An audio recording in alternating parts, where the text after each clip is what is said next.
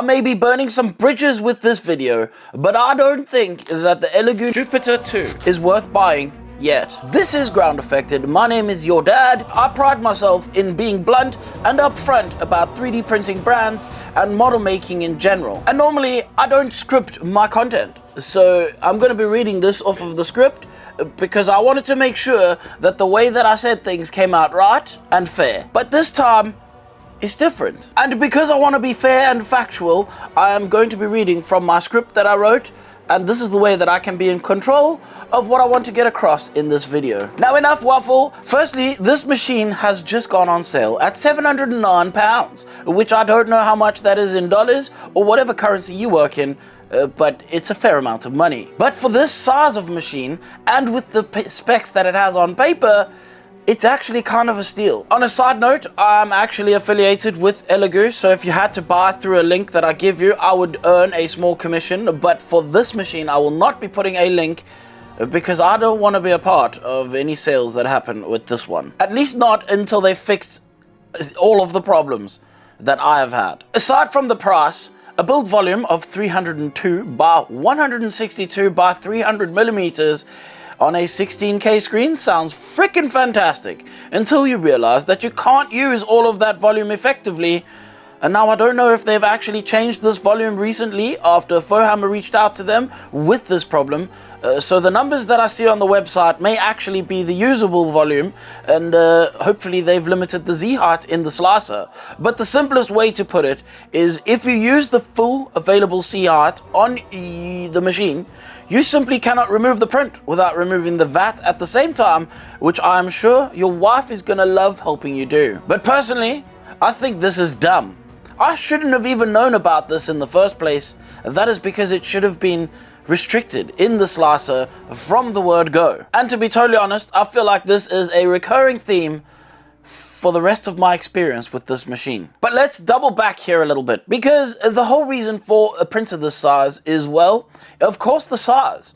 I want to be able to print big, but big comes with big real estate and tabletop issues. Here in the UK, everything is small, unless you're extremely rich, in which case you can have whatever size you want, but for me, everything is small. This leaves me with a small workspace to place my machine. A lid or a cover that comes off of the front would be nice, but instead we're confronted with these wide opening doors, which essentially double the thing's footprint by double. And now this is not the biggest thing to moan about. This is just being picky, of course. However, it would be nice if there was like a solid latch inside that cover that you could seal the two doors together and pull it off the front. That at least gives an option for people around the world who don't have entire warehouses to 3D print in. And taking that into consideration with the fact that I can't even use the entire Z height, that just really makes the size of this thing even more annoying. And now, while I may have managed to get a print out that proved the dimensions to be all kinds of not thought out, but at what cost? 52 hours. Pause for effect. 52 hours. What the fuck, Elegoo? And from here on, testing just literally went to shit. I spent weeks and liters of resin trying everything I knew how, but try as I may, could not get anything more than an Amerilabs town out of this machine. For whatever reason, the minute I placed a build plate full of prints, it would only take it a couple of hours as well. But instead, I got these extended crazy print times, which I let run, because, you know, if it takes that long to print really crisp prints, well, then I'm willing to be patient and wait for some amazing prints. Unfortunately, as I said, if they were to produce crisp prints, because crisp is the thing that they weren't. Imagine taking your current 3D printer's exposure and then tripling that number and then adding a 0 onto the end of it, because that's kind of the only way I can explain what these prints look like coming out of this machine. The prints were so overexposed. Besides the length of time, it was the fact that not only were the prints cemented to the build plate, but they left literal scars on the release sheet. And speaking of the release sheet, I replaced this thing 3 times. Also, I didn't film that because I was a little bit annoyed at first, very annoyed at second, and by the third time, it took all my strength not to throw it at one of the children walking past my shop outside. 1.5mm supports came out as 2.5mm supports. I measured this, and we all know measuring is not my strong suit, but even I can tell that the supports were not the right size. They went in at 1.5, came out at 2.5. I don't know how that happens. You literally couldn't grind them off of the build plate with a chainsaw, let alone fit parts together if you managed to get the supports off in the first place. So this for me, it means that the dimensional accuracy is freaking squonk. Now I obviously need to be fair about this, and I do need to tell you what Elegoo said to me, because of course I messaged them and we tried to figure out what was going on. And aside from sending logs which took ages to go through, we haven't really gotten an answer about why my machine was doing it. But one of the problems that I was having initially was with the leveling. And the response was to manually level the machine, which is a thing I forgot to tell you about. This machine has actually got an incredible leveling system. There is a little screen on the screen that shows you the build plate and where the screws are and which screw to turn which direction to get it to within a percentage of being level. And it's honestly a fantastic idea. Except for that every time I got the machine level and tried to click the next print, it would tell me that it was not level, and that I had a choice of either printing without leveling or going back and manually leveling. And after multiple times of trying to level this machine, I eventually decided to choose the f it, just print option. The next thing Elegoo addressed is the print issue, and their response to what I'm telling them is an overexposed print was to increase their exposure by 0.5 to 1 seconds for large prints. That kind of pissed me off. They also lovingly suggested that I make the addition of drain holes in order to reduce the suction so that I wouldn't have any fails. I am not having fails, the printer is not working. Problem inside brain of printer, not problem with how to use printer. So that wasn't helpful. And I have to bring this up because if you are an inexperienced user and you had these issues and you messaged support to figure out how to fix your issues and you were given these two answers, you would be in a deeper trouble. The water would be getting hotter and deeper at the same time, and frogs don't swim in hot water or something like that. Now, in their defense, they did apologize profusely for my experience, and they mentioned that myself and perhaps other creators may have had something what they're calling a version 1, which makes sense because these things usually happen and we do end up getting test versions. But in my situation, I was not told that this was a test version.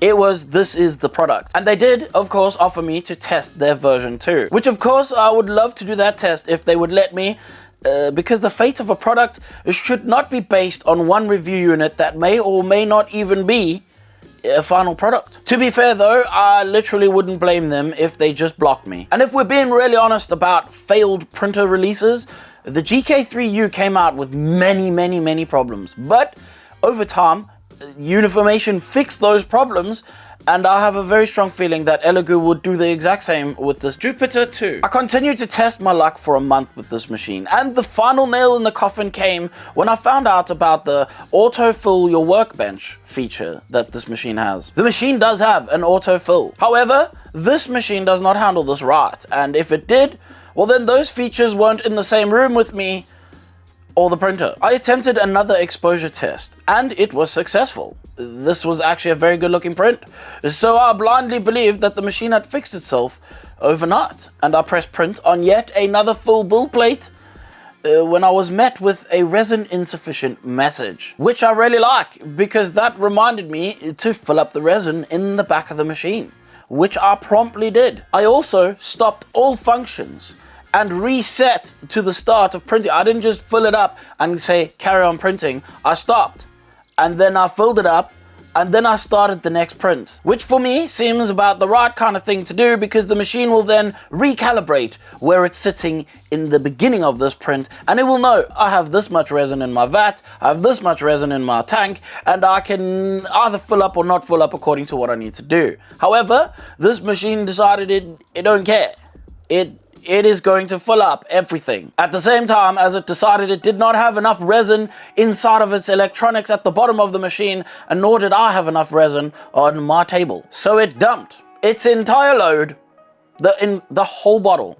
It dumped the entire bottle through the vat, which obviously overflowed and went straight through the machine and out the bottom of the machine. And this is where I cleaned as much as I possibly could and promptly packed it back in its box in order to send it back from whence it came. I've always maintained a complete accuracy in regards to my personal experiences with products and brands. Be it machines or tools, I genuinely pride myself in being honest about my experiences using these things. And for the most part, I must have actually had some pretty good luck when it comes to testing most of the things on my channel, because it's very rare for me to find something wrong with the brands that I choose to work with. And I say choose because choose is the important word here. I don't want to platform companies or brands that I don't align or agree with on my channel. Which brings me back to the reason why I did choose to test this machine, is because I trust Elegoo. So much so that I often suggest to people,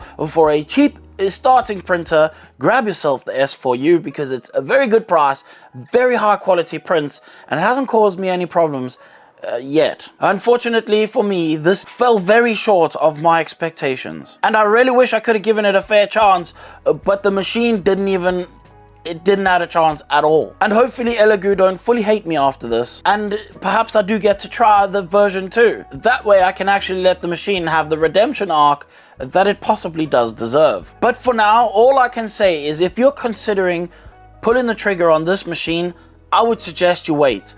At least until we've gotten some responses and we've had some of these problems fixed. But having said that, if you are interested in a lot more in-depth detail about all of the specifications of the machine, then the best person to watch that video is probably Fohammer. The dude makes some really in-depth videos telling you all the specs you need to know if you're a nerd like that. And of course, my experience is more about the experience from an artist's side. Now, of course, I want to say a massive thank you to my Patreons, because without them, I couldn't use these lights to blind my eyeballs in order to make videos. You may notice this all looks a little bit different. It looks a little bit more professional, and I read stuff off of pieces of paper, which I felt like was the right thing to do in this situation, because I kind of feel a bit weird about it. I am always giving you my honest opinion about everything that I use and do, and of course my opinion changes now and then as well. In this situation, I just didn't know what to do, because I've genuinely never had this much issues with something.